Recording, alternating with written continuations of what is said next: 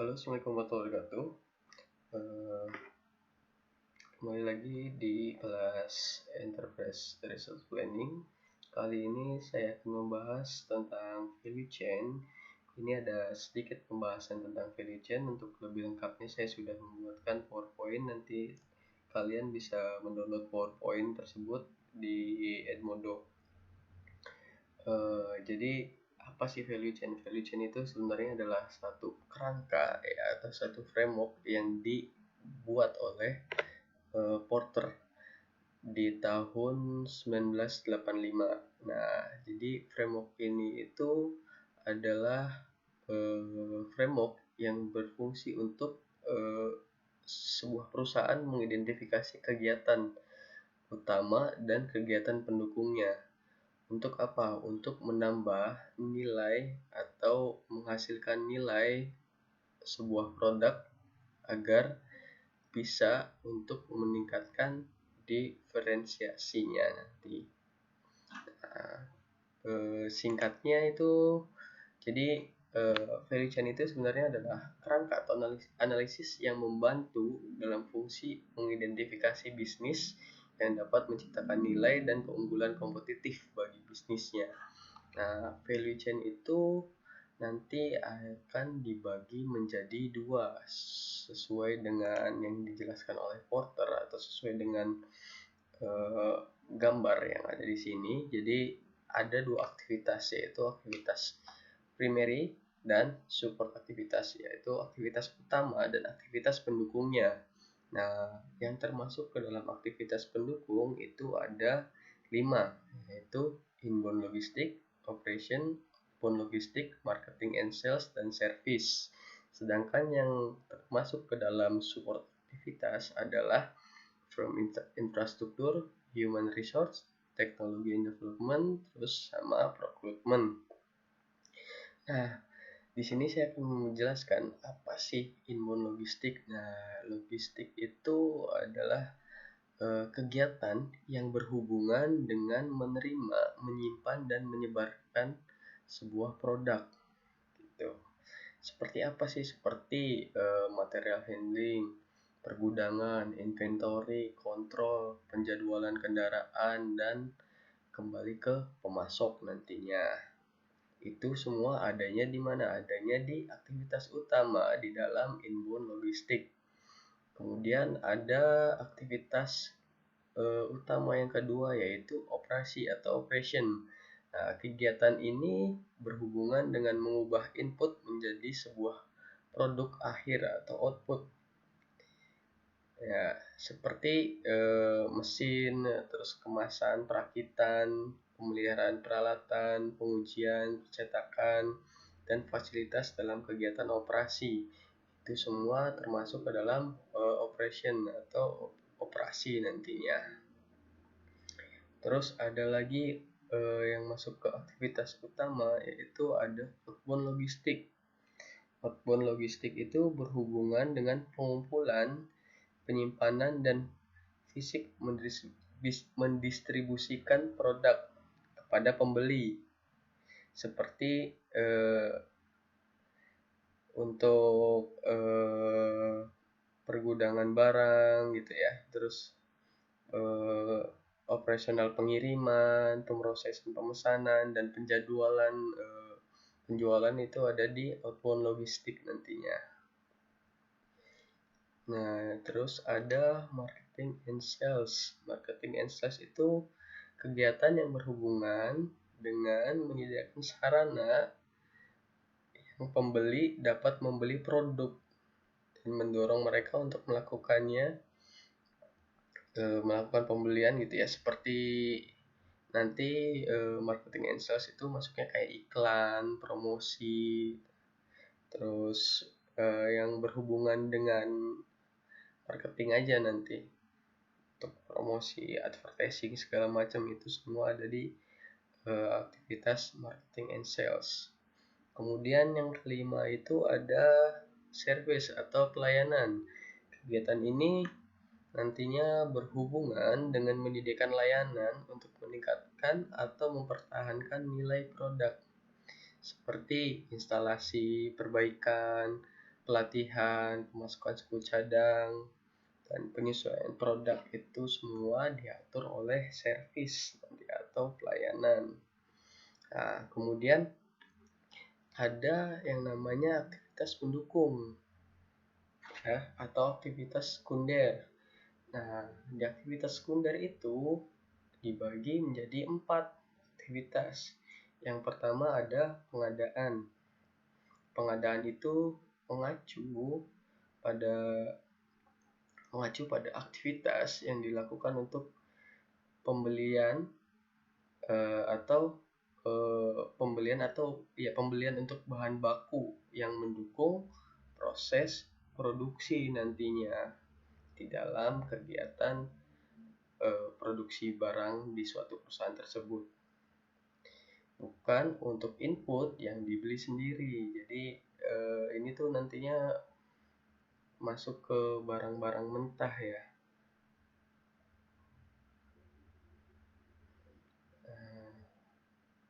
Terus ada lagi yaitu teknologi development, itu perkembangan teknologi yang terdiri dari kegiatan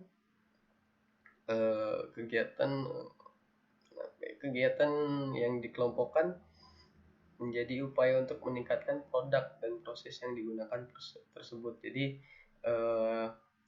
kalau di sebuah perusahaan artinya nanti dia itu misalkan produksi barang A, berarti yang digunakan teknologinya apa, mesin produksinya apa. Nah, itu nanti di support activity itu ada teknologi developmentnya yang mendukung untuk melakukan produksi barang atau produk tersebut gitu. Terus ada human resource management atau manajemen sumber daya manusia. Nah, tugasnya adalah di sini itu tugasnya itu nanti di HRM ini yaitu merekrut, menyewa, melatih, pengembangan pokoknya semua yang berkaitan dengan sumber daya yang mendukung proses produksi atau mendukung sebuah produk di sebuah perusahaan tersebut. Itu semua diatur oleh human resource management. Jadi sumber dayanya itu diatur semua di situ di human resource management. Terus ada firm infrastruktur atau infrastruktur perusahaan. Nah, di sini infrastruktur perusahaan itu biasanya terdiri dari jumlah kegiatan ya. Di dalamnya itu biasanya ada perencanaan, keuangan, hukum, terus masalah legal, manajemen mutu, itu semua ada di firm infrastruktur atau di infrastruktur perusahaan. Nah, menurut Potter juga untuk setiap aktivitas utama maupun aktivitas pendukung itu pasti terdapat 3 aktivitas yang memainkan peran yang berbeda dalam menciptakan atau menghasilkan keunggulan kompetitif di suatu perusahaan. 3 aktivitas itu yang pertama adalah direct activity, yaitu aktivitas yang secara langsung terlibat dalam proses penciptaan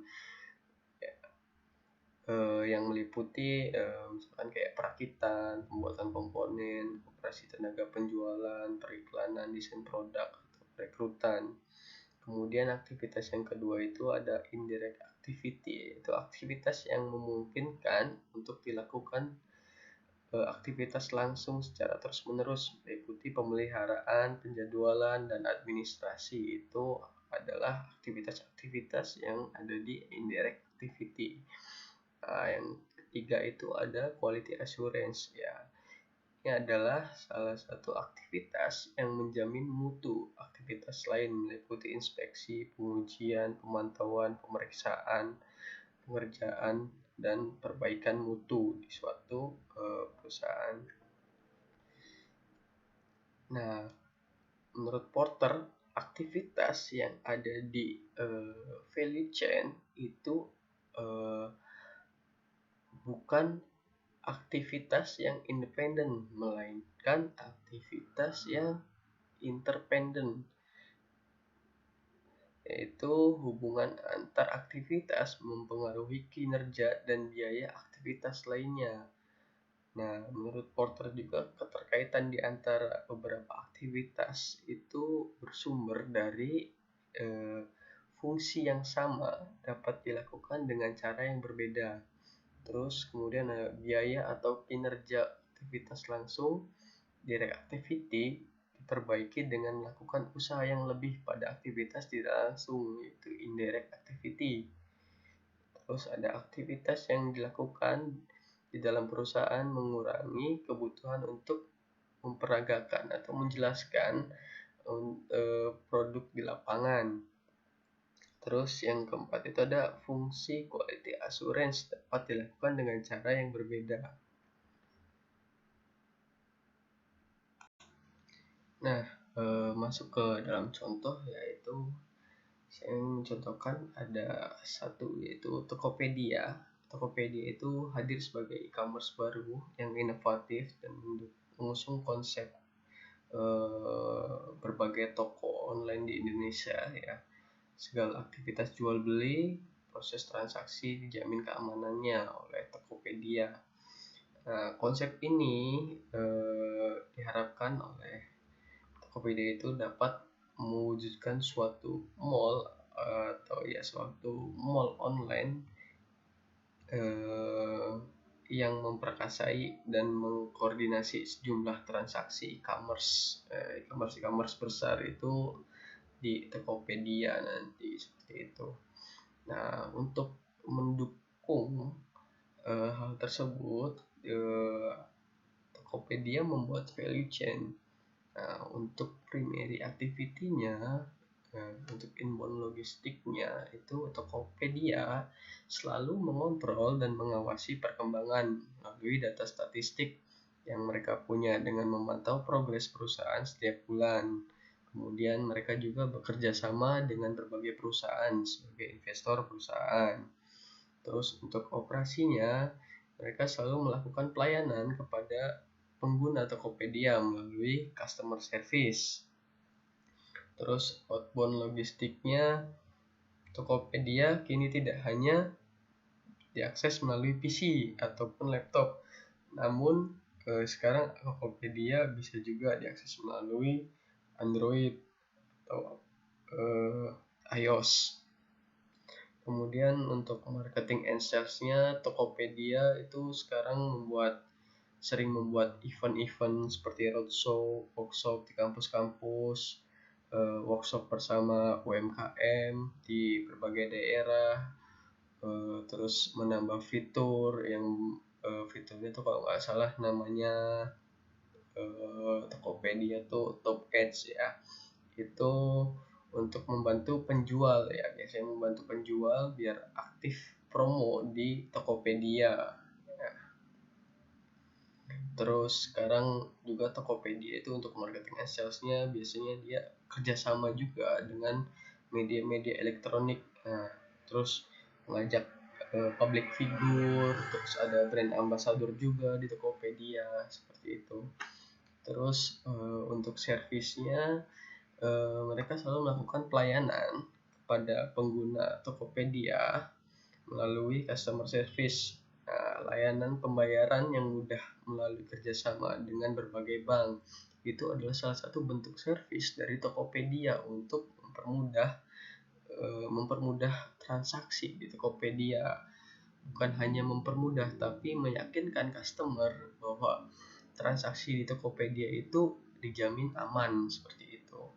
Nah, support prosesnya tuh apa? Berarti support prosesnya tuh untuk atau support activity-nya itu aktivitas apa yang mendukung primary aktivitas tadi. Ya, yang pertama itu misalkan procurement-nya.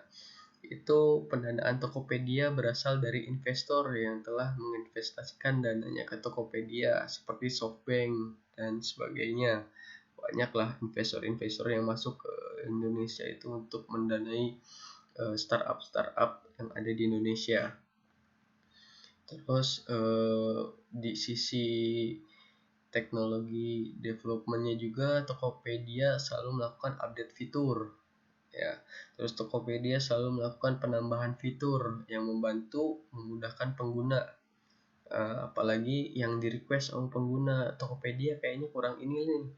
Akhirnya Tokopedia berusaha melihat keluhan-keluhan dari pengguna atau masukan-masukan dari pengguna untuk ditambahkan fiturnya atau dipermudah fiturnya seperti itu, sehingga itu masuk ke dalam teknologi developmentnya Tokopedia untuk mendukung aktivitas-aktivitas utamanya Tokopedia. Terus ada human resource managementnya, yaitu untuk meningkatkan loyalitas karyawan di Tokopedia itu Tokopedia suka membuat awards. Nah, itu bukan hanya kalau kita berbicara perusahaan mungkin loyalitas karyawannya aja, tapi karena ini adalah Tokopedia e-commerce, jadi Tokopedia itu selalu membuat awards bukan hanya untuk karyawannya tapi untuk pengguna Tokopedia juga gitu ya, seperti event-event gitu ya yang melibatkan bukan hanya karyawan tapi sebagai pengguna yang lainnya juga itu dilibatkan gitu. Kalau ada Shell, ada apa gitu, itu Tokopedia selalu melibatkan karyawan dan penggunanya seperti itu. Terus untuk form infrastrukturnya itu Tokopedia memiliki sistem data yang statik untuk memantau perkembangan perusahaan.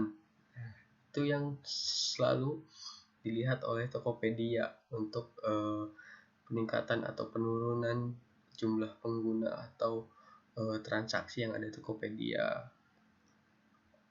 Karena Tokopedia juga merupakan bisnis online, maka infrastruktur di Tokopedia itu memiliki perangkat komputer dan internet yang jelas pasti harus ada untuk mendukung proses tersebut. Nah, itu salah satunya.